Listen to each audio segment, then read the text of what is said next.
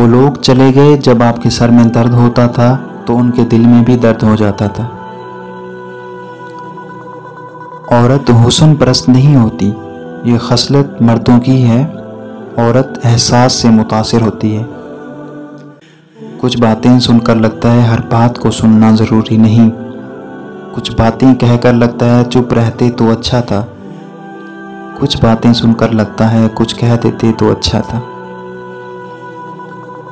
بعض دفعہ انسان کافی کچھ کہنا چاہتا ہے لیکن اپنی عزت اور دوسروں کے احترام کی وجہ سے خاموش رہنے کو ترجیح دیتا ہے۔ خوشیوں سے ڈرنے کی ایسی حالت ہے جس میں انسان ہر خوشی کے موقع پر اس ڈر سے غم زدہ ہو جاتا ہے کہ ابھی کچھ برا ہوگا اور ساری خوشی ختم ہو جائے گی۔ کچھ محبتیں محض کوفہ سے آیا ہوا خط ہوتی ہیں، بھروسے کا قتل، ظلم کی انتہا اور فقد ماتم۔ اختلاف جب کسی بڑے حادثے کا سبب ہونا تو دو میں سے ایک کو اپنی سوچ بدلنے کی اشد ضرورت ہوتی ہے۔ آج سے نہیں، یہاں ازلوں سے یہ دستور چلا آ رہا ہے۔ ہم سے پہلے آنے والے، دل توڑنے والے، زخم دینے والے کو محبت سمجھتے ہیں۔ اصل محبت ملے ہوئے زخم پر لگنے والی مرہم ہوتی ہے۔ اگر کوئی آپ سے ٹوٹتا ہے تو اس بات کا مان ہوتا ہے کہ آپ اس کو راضی کر لیں گے اور اس کو منا لیں گے، مگر جب آگے سے منانے کی بجائے علیحدگی اختیار کر لی جاتی ہے تو بڑے برے طریقے سے مان ٹوٹتا ہے۔ پھر کبھی کوئی مان رکھنے کو دل نہیں ہوتا، کیونکہ مان بار بار نہیں رکھے جاتے۔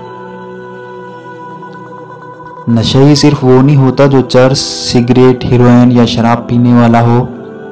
انسان لہجے کا، دید کا، توجہ کا نشئی بھی ہو سکتا ہے، اور یہ نشے کی بھیانک قسم ہے جب آپ کو کسی کی توجہ کا نشہ لگ جائے، یا توجہ محبت، پیار، دوست یا کسی بھی رشتے کی شکل میں ہو سکتی ہے۔